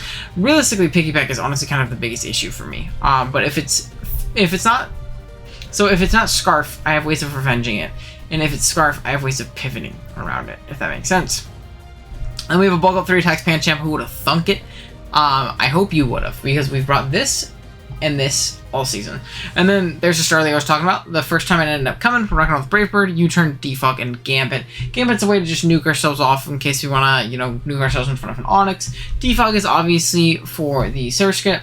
If U-Turn from Momentum, Brave Bird just hit hard. Once the Onyx is gone, it doesn't have great Reckless Brave Bird switch-ins either, so that's obviously very clutch. Alright, let's go ahead and jump into it though.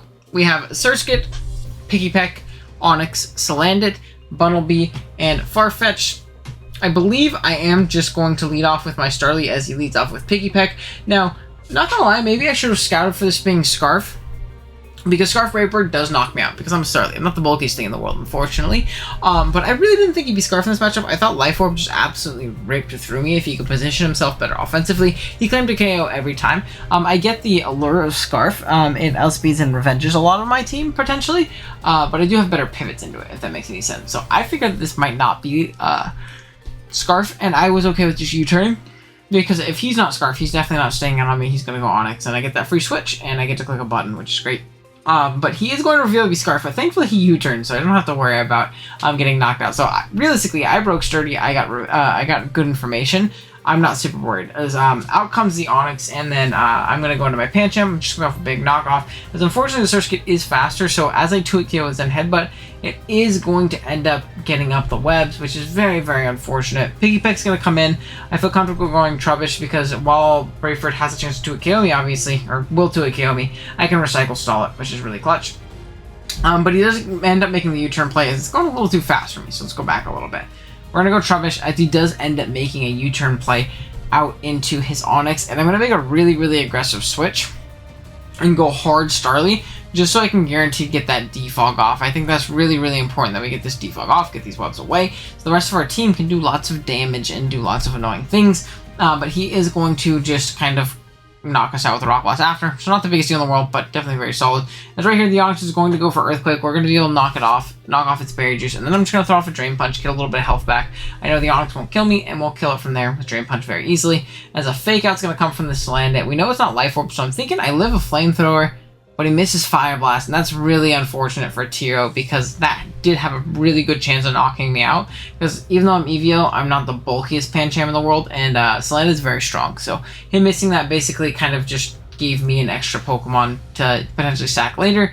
Because obviously a lot of the things on the team can beat up my Pancham, especially this Piggyback coming in. I really do struggle with it, but you know, it sucks because he definitely would have probably knocked me out there, or at least put me down low enough to where I just will sack this off. But I'm going to make the Honedge play on the Piggyback. I know it's Scarfed. I don't think it's going to knock off that turn because it will knock out my Pancham. Because right here, he is going to make the play into Farfetch. I'm going to make a little bit of an aggressive play, and I'm going to kind of call it double.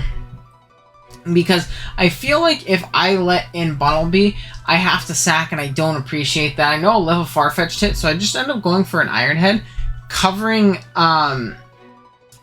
that potential U-turn play, and getting some damage off on that thing while getting in the Farfetch, being able to Iron Head right here, which is again really clutch. And then we're going to make the Trubbish play right here. He's going to CC, do a ridiculous amount of damage because this Pokemon is ridiculously strong. And I'm just going to throw off a Recycle, I believe. No, we Giga Drain. Good play, Owen. So we're playing very aggressive this game. I don't even remember how aggressive I played this. But he's going to go Bunnelby here. I am pretty much forced to sack something off, unfortunately. Not the biggest deal. Earthquake into Quick Attack is going to KO me. We find out it's not Scarf, though, which is very, very good information, as I am going to make an Earthquake play. T-Row makes a very aggressive play and goes hard out into Picky Peck, which is, again, a little bit unfortunate, but definitely a very solid play. I figured I didn't want to let in Farfetch for free, though in hindsight, it's probably better if I let in Farfetch for free than this thing, because I was kind of forced to sack Abra instead of just going into my Trubbish. I couldn't even go hard Trubbish. I was still forced to sack regardless on whatever came in. No, because I can recycle up on the Farfetch pretty well. So yeah, I do think that probably going for the Crunch was my better play overall, because I could do a ton of damage to this thing. But regardless, he's going to go for a U-turn. I'm just going to stack off my Abra. I don't see it as needed to win this endgame, even though it is very solid. I'm going to throw off a big Sludge Bomb on this Farfetch as a close combat. It's going to pop. It is going to crit me, unfortunately, but we can just recycle up right here and get right back up to full. So it's really not that big of a deal, as this thing is going to start Brave Birding me, and I'm actually going to like to get a Spike Up and sack off my Trubbish here. Reason being, this thing will die if it tries to Brave for me, right? I have ways of outspeeding and revenging it. I can Shadow Sneak it. I can obviously just kill it with our Sandow and set up a Crunch endgame. Plenty of things. However, if he just Brave Birds me again, knocks me out, I don't get anything out of that turn, really. And I figured it was in my best interest to get up a Spike, because after one more Spike switch in, the Bunnelby was in guaranteed range of a Crunch, and I felt like that was very important to secure that KO with Sandow, because if I KO the Bunnelby, I win the game. Pretty much guaranteed, which is, again, super, super clutch. So we're going to get up a Spike right here, as he does end up taking us out with the Brave Bird, taking himself out in the process. So Farfetch is down, and we got up that Spike to guarantee get this KO on Bunnelby. I go into my Sandow, just because I feel like it is my best play. And then I'm just going to go for a Crunch right here. Knock this thing right on out with a crit. Now, I talked to T-Row after this game. That crit did matter. I actually did not kill Guaranteed with Crunch. Actually, I didn't kill Everett with Crunch. I think max roll was like high 90s or something like that. And if I didn't get that crit, I think the game either comes down to a 50-50 or comes down to a speed tie. In the sense that, you know, me and him just go for the speed tie. We were both Scarf. Same speed tier, which is, again, very important to know. So if we obviously win that speed tie, we still win the game very easy. Or it comes down to a point where he has to kind of predict what to click. He has to click Bullet Seed to knock us out, or Brave Bird. Knockoff and U-turn will not do that. I don't think U-turn will kill us from full, especially because it's not boosting item. So it turns into a little bit of mind games for that. Which we do, again, have to be very, very careful in that sense. I think we still could have won the game. It just came down to a little bit of luck, maybe a 50-50 at the end. But, you know, getting that crit obviously sealed it and took away any chance that T-Row had. He's going to Quick Attack, not going to crit us. I don't know if crit would have killed, but regardless, we're going to knock it out with +1 Crunch. And we're able to win this game. A little bit hacksy on our end, but we'll take any win we can get. I'm not going to lie to you. So that's going to be Week 6. Week 7's next. Week 7, we ended up playing Sharky. I think this was actually a very late game. I think I played this game like 3 weeks late.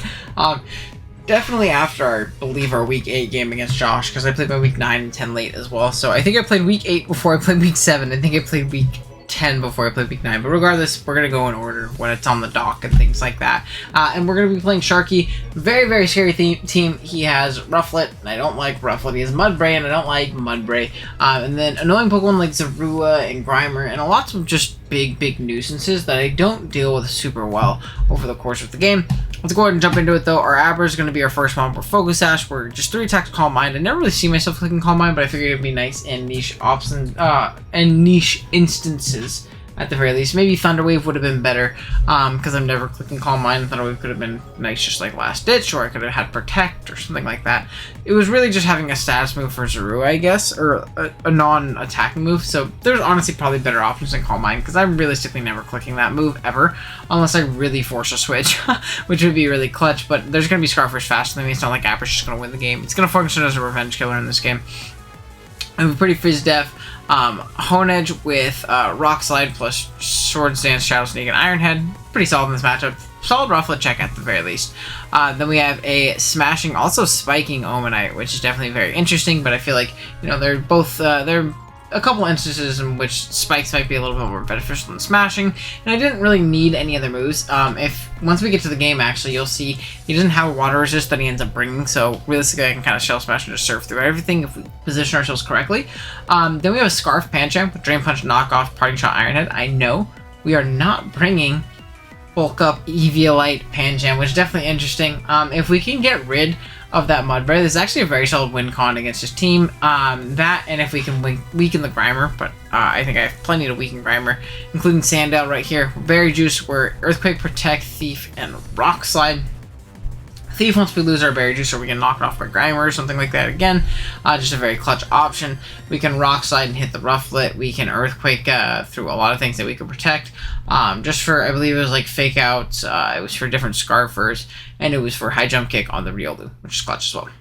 And then lastly, we have a pretty defensive Turtwig with Giga Drain, Toxic, Stealth Rock, and Synthesis. This is going to be our rocker. Again, we can't touch Grimer, which is unfortunate, but it's a very solid Mudbray check, which my team literally gets 6-0'd by otherwise. This is a good old Scarf Mudbray, as Moran would love, would absolutely smash me, so you gotta be careful about that.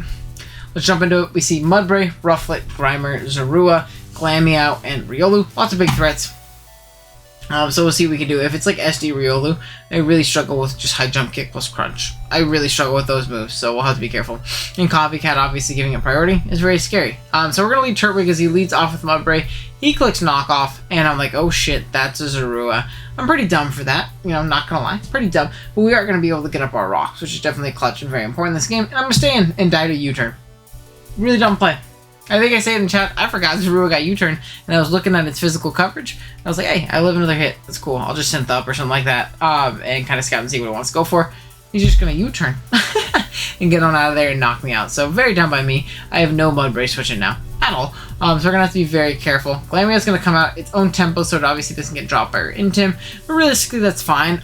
If I'm remembering correctly, no, we don't have really any bulk on this. But we should always live any one hit from this thing, and we can get up either a big Earthquake or a big Crunch. Realistically, it's going to be Earthquake. There isn't any switches other than Rufflet, and I don't think that's the pivot on this thing at the very least. And I still have my Honage at full health. So I believe we clicked Earthquake this turn, as we are going to get U-turned on, and we're going to get knocked out. This sucks, because we didn't die. We would have gotten our juice, gotten back up to full, got a big Earthquake off on something, and then potentially been able to Thief as well. So that really blows, but that's Pokemon. Puts us really far on the back foot. 2 Mons down pretty much immediately just for Stealth Rock and literally nothing else. So again, that absolutely blows. Out comes the Zorua, and very dumb play again. I thought it was Mudbray. I don't know. I've been playing Pokemon for so long, man, and sometimes you still just play awful like this. Sometimes you really just play bad. I had a Pancham. I guess I feel like going Pancham, Parting Shotting, or just throwing off a Drain Punch was just so much smarter. But we're going to use our Sash Up right here, which definitely is really blows. We're going to be able to Dazzling Gleam, knock that thing out. Thankfully we live, obviously, but out comes this Glameow. I am going to pivot out. It can have Quick Attack. It can obviously be like Scarf U-turn, which I believe it is Scarf U-turn. But out comes the Mudbray. I'm going to knock it off with my Pancham, as I believe he's going to throw off a big Bulldoze. We at least knock off its Eviolite, making it a little bit easier to kill. And I'm forced into a position where I got to sack something. And I end up sacking off Hone Edge because I feel like my best offensive win con is still Omanite, so I didn't want to sack that. We're going to Swords Dance and get a +2 sneak off, do as much damage as humanly possible. Die to a Bulldoze. And then be able to go Abra at the very least and Revenge Kill, which is very clutch because he doesn't have good Abra switch-ins. So we're going to knock out the Mudbray. Out comes Glameow. Oh baby, another sack. For some reason it clicks U-turn. I guess no. U-turn was definitely his best play because if I go Omen Knight, he's in a worse spot. But I'm gonna throw off a Scarf Drain Punch on this Riolu. Unfortunately, not knock it out. It's gonna actually show to have Zen Headbutt, which is really unfortunate because at this point it can just copycat and kind of sweep through my team because it's faster than Omen Knight. And we're going to drop this game, I believe, 3-0 as the Riolu does die to Life Orb. Unfortunately, we were on a bit of a roll at this point. Especially, yeah, we were on a bit of a roll this game. So, yeah, I was definitely pretty baby rage mad, as you can see by the comments right there. Because I was a little bit upset that we played this game like 2 whole weeks after the deadline, and then I feel like I got a little bit cheesed. But I can't pretend like I played this game well, though. I really can't. The crit definitely sucked and it put me on tilt a little bit, but that's not really an excuse for being ass. So we did end up losing this game pretty convincingly. Bit of a dagger to the gut, but you know, again, it's one game. We haven't lost since week 3. We can really bounce back. If we win these last, 3 games, we're chilling. So realistically, we only need to win one more game, and I believe we clinch. I think it's just, we have 4 wins, 3 losses at this point. So we need 2 more games and we clinch. I believe 6 wins guaranteed clinches us. So let's go ahead and jump on to week number 8. All right, week 8, we play my good buddy Josh, aka Ultra Player. Very awesome dude. I'll try and link everybody that uploads in the description below. I believe Amel's in this league. I don't think we played him. Thank God. He would have done me dirty like last time we played in LC. But Josh obviously uploads. T-Row uploads now. Who's the GOAT, which we just played him a couple weeks ago at this point in the video. But if anybody does, I'll definitely link him. Josh is a really good Little Cup player. He had a really good Clash run. Really good Clash run. I feel like Little Cup is the perfect tier for his zany ass playstyle and build style. So we'll see what we can do. He has some big threats. He has stuff like what do you call it? Pawniard and Talo. Talo really rips me, so we're gonna have to be very careful about how we play around that thing.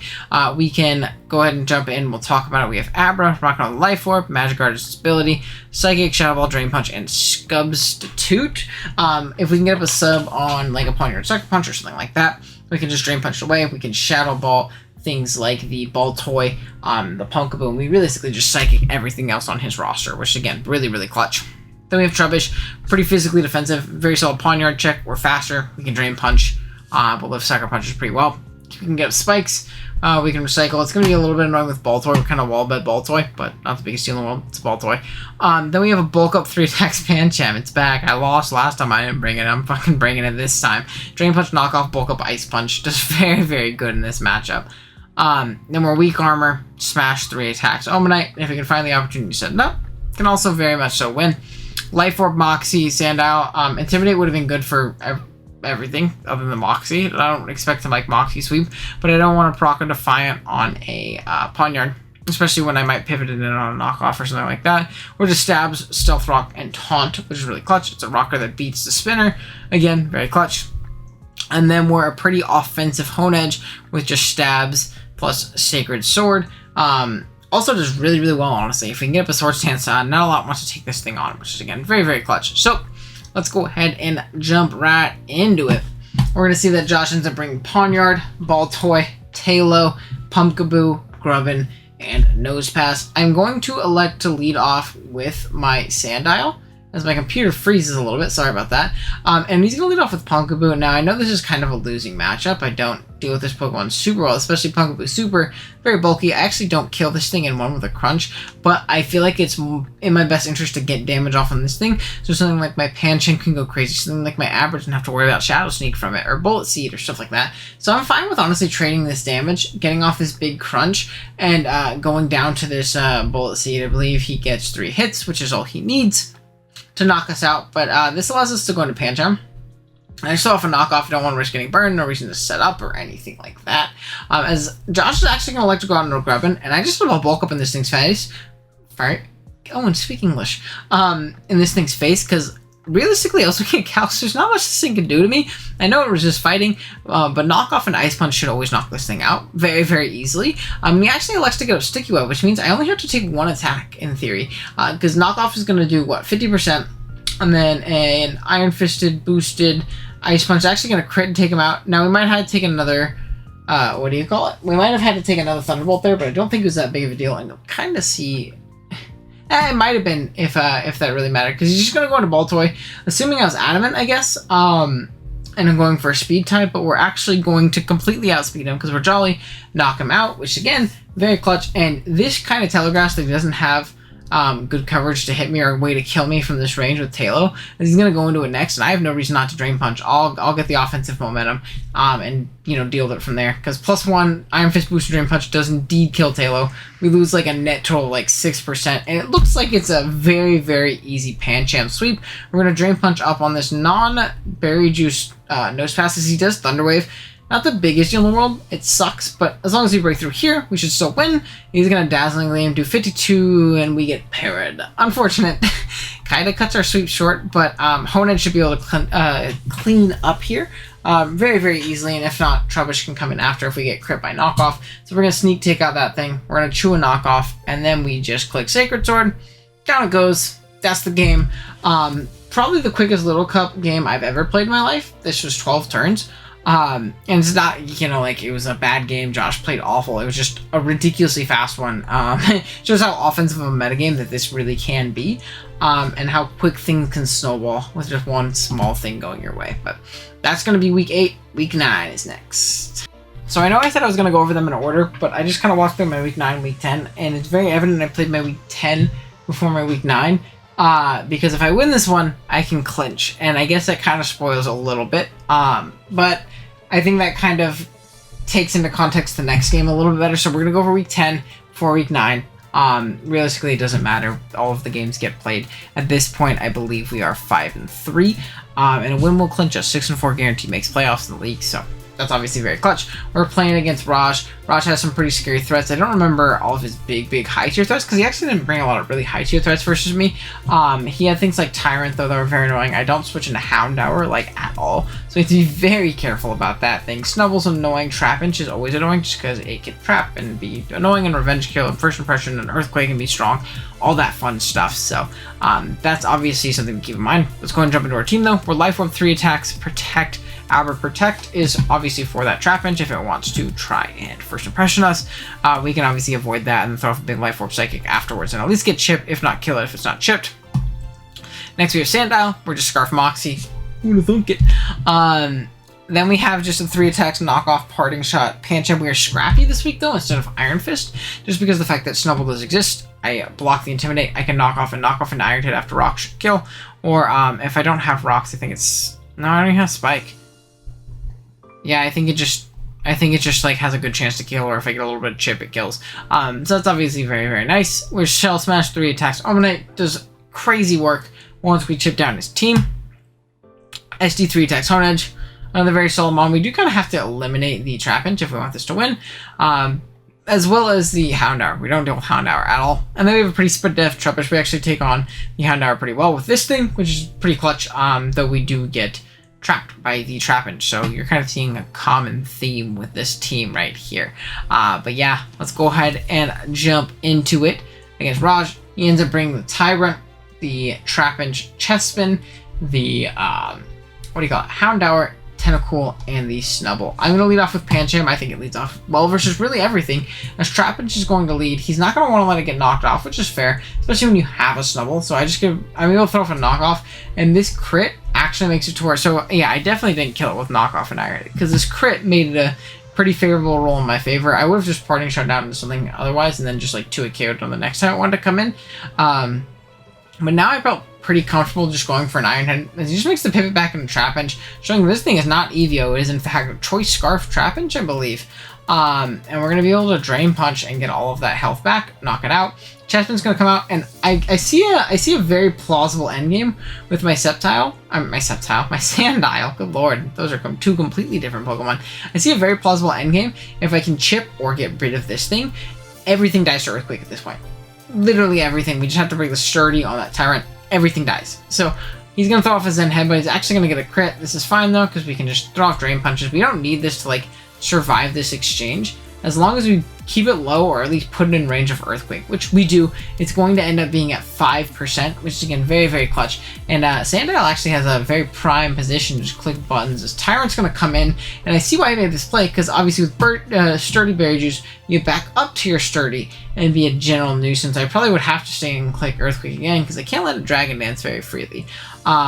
at least without bringing it down to sturdy, to where my Honage can pick it off afterwards, because I'm not Sash Abra. So I am just going to click Earthquake. You see that he actually ends up messing up his HP number. Now, those of you who don't know, in Little Cup, Berry Juice does 20 HP exactly, and a lot of these Berry Juice sturdy mons can hit 21 HP. And the reason you want to hit 21 HP every time is because when you get taken down to 1 HP, it'll bring you right back up to full, and you'll guarantee get that sturdy back. You want to be 21 or less. He accidentally messed up the HP though, and he probably had 22, because you're going to see you get brought down to sturdy.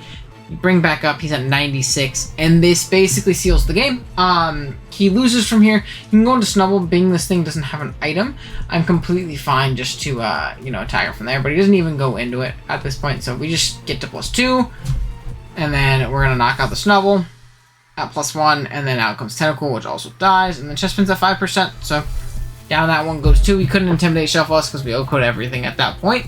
And yeah, we're able to take home a really, really nice dub for our Week 10 battle, which essentially clinched us, not making us super worried about our Week 9, which is kind of what I wanted to get to. But I guess I kind of spoiled it a little bit by saying that before the battle, but I figured it was good background knowledge at least going in. So that's going to be Week 10. Let's go back a week, I guess, or I guess it happened in the same night. I played this game in the same day, but we'll go ahead and talk about that in a second. Alright, our final game of regular season. We're 6-3 at this point. We're already clinched for playoffs. We're kind of just playing for bragging rights, playing for different seedings, things like that. We're going up against Cavs. I don't remember Cavs' record, but Cavs is the GOAT. I really like Cavs a lot. He helped me out a ton running Evo this season.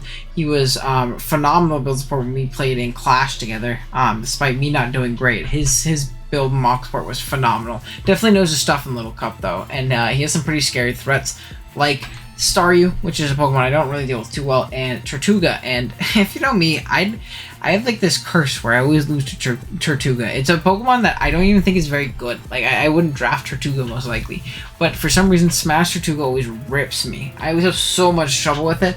And this double offensive water, this double water core, is something that my team in particular really struggles with. We've talked about throughout this whole little mini movie that I don't deal with offensive waters very well, so it's going to be very scary. We'll go ahead and talk, though. First up, oh, and I do want to mention, too, I didn't build this team. J-Bear did. It was very late. I kind of forgot that I needed to play this game. It was a late game, and I asked J-Bear if he built it for me, and J-Bear was like, of course, man, 'cause he's a great guy. So any and all credit goes to J-Bear for this team. If we win, it's his doing for building me such a fire team. If we lose, it's all his fault because he sucks. So no blame on me, regardless, which is exactly how I like it. Absolutely amazing. So we have Sash Abra, and I don't like, it wasn't me who built the team because it has Dazzling Gleam in the first slot, and that drives me insane looking at it. Stab should always be in this first slot. But it's Focus Sash, it's just 4 attacks, has great coverage for his team, does really well overall. We have to get rid of Stunky, but other than that, clicks buttons is very annoying. We have a Shell Smash, just Eevee weak armor, 4 attacks, or 3 attacks. Omanite, really, really solid in the end game. Chip down things like Skidoo and the Staryu into range of like Earth Power plus Ice Beam. And then we have Pancham, Eviolite. We're just 4 attacks once again. J-Bear is all about just 4 attacks, button, button, button. I feel it. But then on this Pokemon only has 1 attack. It's Bullet Seed, Synth, Stealth Rock, Turtwig, as well as Toxic. We're very, very spread effort so that we can take on the Staryu, but we still sufficiently take on Tortuga. Just because of our great natural bulk, in all honesty. Then we have a very defensive Trubbish with Recycle, Seed Bomb, Gunk Shot, and Spikes. It's doing what Trubbish does. And then we have a Scarf, Moxie, Sandow, do lots of damage, and potentially lock Crunch in this endgame and really win the game. I think Crunch is very, very free versus Cavs team. So let's go ahead and jump into it. Again, blame J-Bear if we lose. We're going to see Staryu, Stunky, Tortuga, Skidoo, who's such a cute mon, Sandygast, and Chingling. Another very cute mon. I like Chingling a lot. I've used both of those mons too. They're both very solid. I'm going to lead off with Pancham as he ends up leading off with Sandygast. I feel comfortable just going for a knockoff. We're going to see that it's Colbert, but realistically that's not that big of a deal as he gets up his rocks. And then I'm just going to 2-hit KO with a knockoff after this. And due to our EVO, we only take like 30% from that Earth Power, which is very, very clutch. So down goes the Sandygast. I'm going to just elect to knock off this Stunky. Getting rid of its item is incredibly clutch, as it ends up losing its Berry Juice. And right here, I like to just stack off my Pancham because it's so low. I think Kaz makes a little bit of an overplay going for a crunch here. I don't really see a reason to save my Tortuga other than saving it as a sack, and I don't think I'm in a position where I really need to do that. And I don't switch into Stunky very well. like at all. So I just go for a Drain Punch in case he misses Play Rough. Maybe he thought Crunch would kill. And maybe he got like a really low roll because I guess I did live on like literally 1 HP. So maybe that was it too. So maybe it wasn't an overplay. It was just like aha, I don't die. But I'm gonna save it now because I'm actually decently healthy, which is pretty funny. We're gonna make the pivot out into Slinger Boys. The Trubbish, he tries to thief me. Unfortunately, it does not work because we have a Sticky Hold. Second time this season that's happened. But I'm gonna get up a Spike just because if this thing wants to switch out, it'll die on re-entry to Spike unless he spins away with the Staryu. He's just going to keep throwing off crunches. I believe I just threw off a Seed Bomb. I didn't want to proc its Aftermath and get lower than I needed to. As Staryu's going to come out, I have a free switch into Turtwig. I don't think he's going to Ice Beam here. Probably Rapid Spin, which he does end up doing. Not the biggest deal in the world, as I believe I end up getting up. Or I just threw off a Bullet Seed, because if you want to stay in and get off an Ice Beam, that would have sucked. But right here, as the Chingling comes in, takes nothing, and sets up a Reflect, I get up my rocks. Next turn is going to knock me off, as I throw off a Toxic. Now, getting knocked off on this thing is definitely very, very unfortunate for things like Tortuga or Staryu, so maybe we should have played a little bit more conservatively with our Turtwig. But again, not the biggest deal in the world. Now, with screens up, we're going to be able to catch this incoming Staryu with a Toxic, because, you know, Bullet Seed wasn't doing much anyway, so I figured I might as well cover it. But we're going to throw off a Bullet Seed behind Reflect, as the Staryu ends up spinning away our Stealth Rock.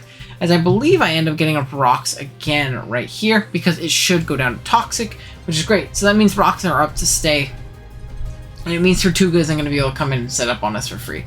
Again, very, very clutch. As Chingling is going to knock us out, we're going to go into Sandow. I'm just going to click Crunch, knock this thing out, get my Moxie boost as the Reflect goes away. And really, again, put in a lot of work. So Scooter's going to come out. I'm going to Crunch. I'd rather stay in, get guaranteed damage off on this than get into something that can beat the Tortuga after. And get the, like my Trubbish, I guess. But we're gonna actually 2-hit KO this thing as it ends up going for a Bulldoze, lowering our speed, maybe expecting Trubbish, or lowering our speed so that Scarf maybe did not speed this Tortuga, depending on its nature. Which again, definitely makes sense. It throws off an Aqua Jet as it Shell Smashes up, and realistically, I'm kind of thinking I'm losing, right? Because this thing is sturdy, obviously, right? It got back up to sturdy after Shell Smashing and stuff like that, and after I crunched it.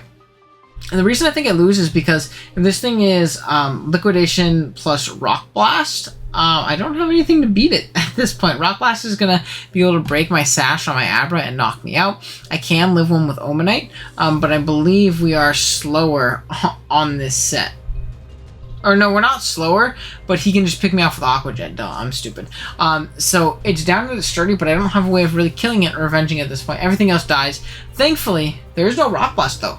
So we get absolutely safe by no Rock Blast. We're going to reveal Energy Ball, knock it out. Abra kind of saves our ass right there. Now, obviously, if he did have Rock Blast, we would have lost, but if, you know, he didn't. So we're able to take home a dub. Jesse followed forward with the immaculate build support. Probably played a little bit recklessly with my Turtwig when I didn't need to, but, you know, you live and you learn. It happens.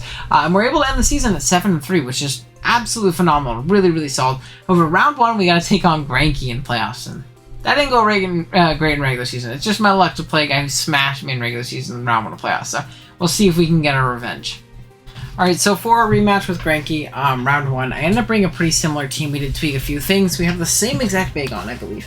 We have the same exact Abra, which put in a ton of work last time. We're just going to scout for Ice Shard this time. I believe the same exact Pancham. We're a lot faster on our Trubbish. I wanted to go for that speed tie on that Vulpix. Felt like that was really important. We're a lot more super def on our Hone Edge, so we could switch into that Vulpix a little bit better. And then we're the same as Sandow. So a very similar team, which I think is, you might think is weird, because like, you lost last time. Why didn't you switch everything up? I feel like it was my play that really lost me the game. And I feel like I do have the team to potentially win still. So, very similar to last time. We're not going to go super in-depth because you already know what happened last time with the same pretty much team. We're going to see that Granky definitely did switch it up a lot, though. Not a lot. I believe he left something on the bench that was scary last time. But he has Archon this time, which is still equally as scary. Vulpix, Timber, Cottony, Magnemite, and Gibble. I believe I am going to elect to lead off with Abra, just because I feel like I can do a lot of damage to everything. I'm going to go ahead and click Protect on this Magnemite. Nothing it can do can like set up or really scare me. It's going to click Volt Switch. I'm going to make the pivot in my Sandow. I almost didn't because I expected a Flash Cannon. We're going to see this is going to just Volt Switch again. He's going to make the hard switch out as I do get at my rocks. I want to break the Sturdy on the Mag. I want to start chipping down that Archon, things like that. And if this Juice Gibble is going to chew this Earthquake, get up its own rocks, and then as I Earthquake it again, it is going to take me out via Earthquake. And you're going to see this is pretty not great for me, because this Mag, the reason it's continue to click Volt Switch and didn't predict me and go for a Flash Cannon is because it's Scarf. So losing my Ground type versus Scarf Mag is really, really unfortunate. So we gotta be careful now. But out comes our GCS. We're just gonna click Psychic, pick off the Gibble. Magnemite is going to come out next, as I believe I just go hard Bagon.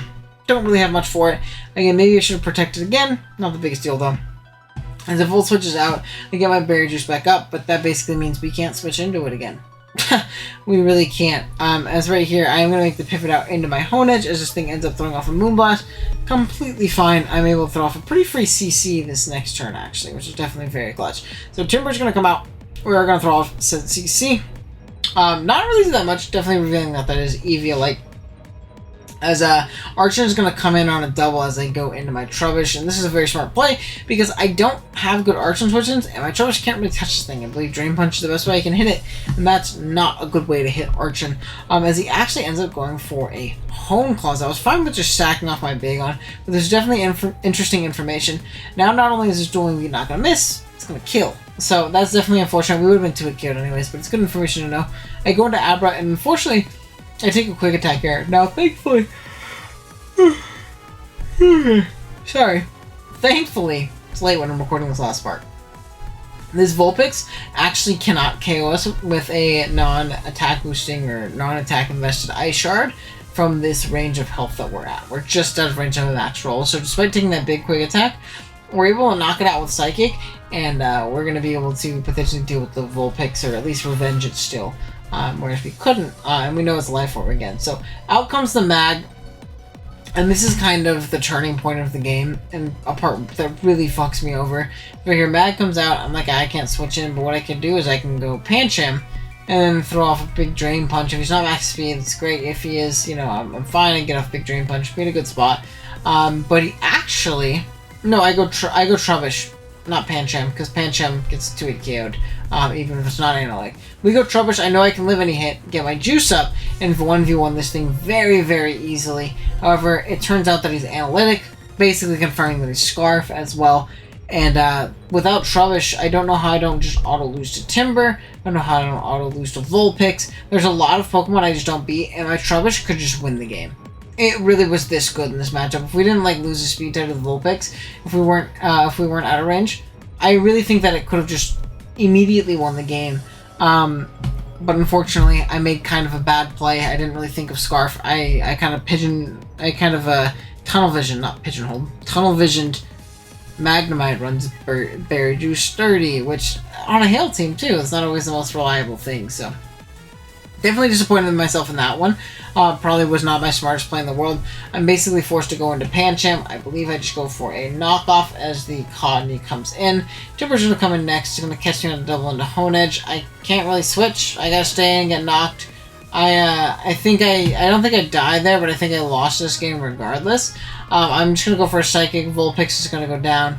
Realistically, though, it shouldn't matter all too much. I believe I just died to a Thunderbolt.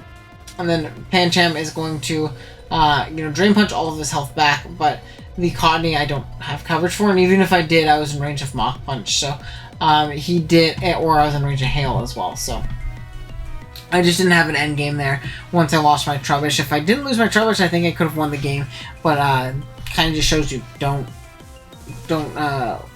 I already forgot the term again. Don't tunnel vision on this Pokemon runs this. It's Draft. It can run anything, and especially on his team comp and what he had, I think Scarf Mag was a great bring. It's just kind of dumb on me for not, realizing that it was probably Scarf the way he was playing it, and things like that. So unfortunate, but it happens. GG's to Granky. It's going to be the end of our LC Evo run.